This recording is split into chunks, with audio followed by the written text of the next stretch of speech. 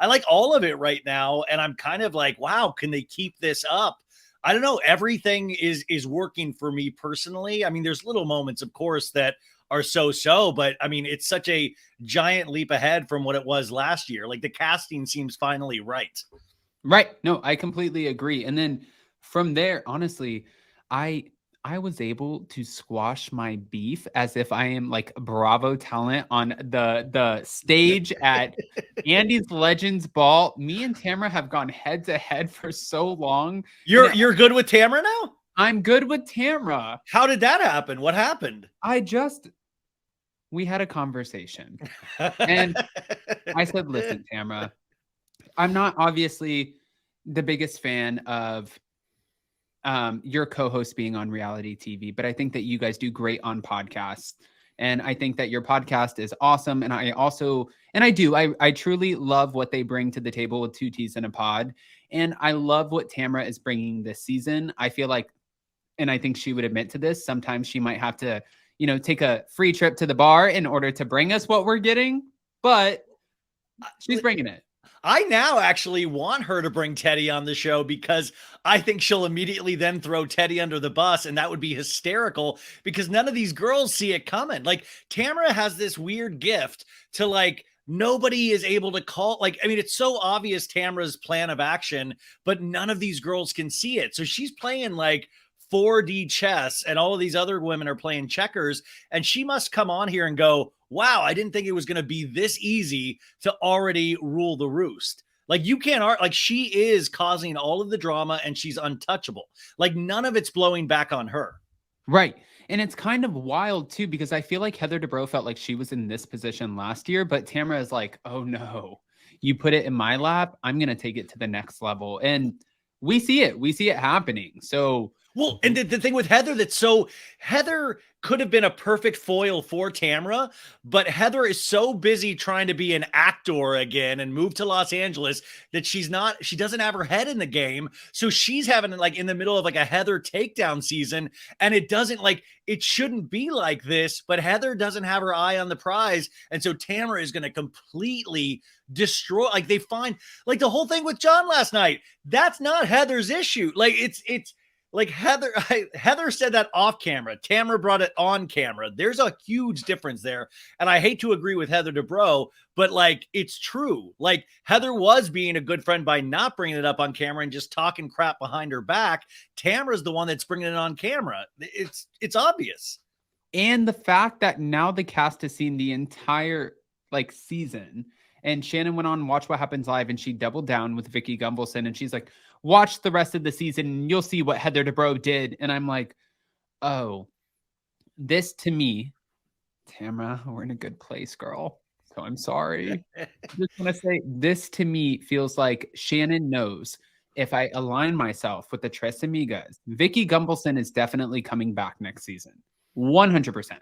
She will be back. Like I've talked to people, and Andy Cohen even hinted at it, but I've talked to people who are a part of the cast and people who are no longer a part of the cast. And just the general consensus is that the OG of the OC will be back. Now for Shannon, that secures a paycheck, longevity, that gives her more seasons on the show.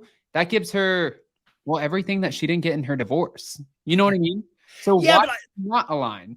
Well, I think it's different. I think Shannon always, it seems like it comes from an emotional place for Shannon, where I think Tamara said, Tamara and Shannon, Tamara was like, I missed you. You were my best friend. And I don't believe Tamara really thought Shannon Bedore was her best friend. I think Tamara, her best friend is the show. So her loyalty is to the show and to being a good housewife. Shannon, I think, on the other hand, really gets emotionally involved in this, where she like blurs the line, where she's like, I think Tamara is my best friend. Tamara said, like, I think Shannon believes things from these other ladies that she shouldn't necessarily believe. And I think that sometimes can be her downfall in some ways, is that she just believes she acts like she's tough, but she's so soft inside. And right. I think we see that all the time, but Tamara, she's just like the Terminator. She's like a machine. She knows what she's doing. And just because she's on a podcast talking about this all the time, she even knows the ins and outs of these shows more so than even some of these other ladies, because she studies it on the podcast. Yeah, no, Listen, I completely agree. And I'm about to get into the Shannon of it all as well. Before we do, we're going to kick off with the beginning of this episode. But Ryan, if you had to give this episode a rating of 1 to 10, 10 being the best, and you guys in the live chat, please chime in. I want all the ratings. I want to see where we're standing with the OC ladies right now. Where are we going, Ryan? I think you got to give it an 8. And I know that because it's uneven. But it's fun. You got the dressing up as other ladies, and they like really did it. You got Shannon being a mess at the end, which is like an iconic Shannon moment. You have a nice little a couple of Vicky supporting moments. You have Heather Dubrow having a conversation with Shannon that kind of mirrors the conversation that Shannon had with Heather last year, but now Shannon is the one accusing Heather of something. You have all of these little moments together. You have Gina being upset at Shannon for the look that she did. Like, I think there's so much in this that was like really, really good. And John Jansen, and the mystery of John Jansen continues. Oh, and by the way, if John Jansen really said half of the things that these ladies are accusing him of, or that they're swearing that Shannon told them about, John Jansen, I am not a fan of yours, but we're giving it an 8. I see right here, we have 8, 10, 6 to 7, 7, 7. First half was a 4. Second half was a 7. We have an 8. I'm probably also going to copy Ryan on this and give it a good solid 8. But we start off this episode with Tamra and Eddie. They're moving offices, and it seems like Tamra's getting just a little bit agitated. Now, this comes on the heels of Tamra jumping right back into work. She's filming nonstop. She gets call times, she gets schedules, and she's booked and busy. Not only that, but she also has to do press for the show. And she's wondering, hey, babe, what are you doing? Now, as you know, anybody who's in a relationship, when you have a partner, you always kind of support them through the ups and downs, and you try to figure out together where we're going next. But in this moment, I saw where a few people on Twitter were like, oh, Tamra's trying to make her at-home life more interesting. I'm like, no, I didn't get that vibe. I got the vibe of she's really trying to be like, explain or ask her husband, like, what are we doing next? What is going to fulfill you? What is going to make you happy? What's going to give you purpose every morning? But I wanted to see what you thought.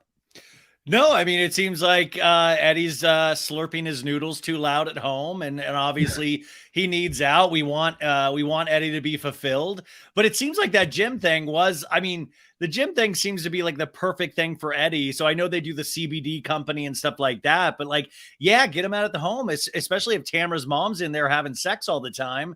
It's probably good for Eddie to get out of there. I mean, how far, I want to know, like, I want details. Like, how far is this away from your home? How often do they go there for work? Like, I want to know those kind of details when they set these things up. And I feel like, yeah, I want to see what Eddie does every day. Like, I would love an Eddie camera where we just follow him around for 24 hours, because like, is he depressed now? Is he just sit around and watch TV like we do? Like, what fills up an Eddie day?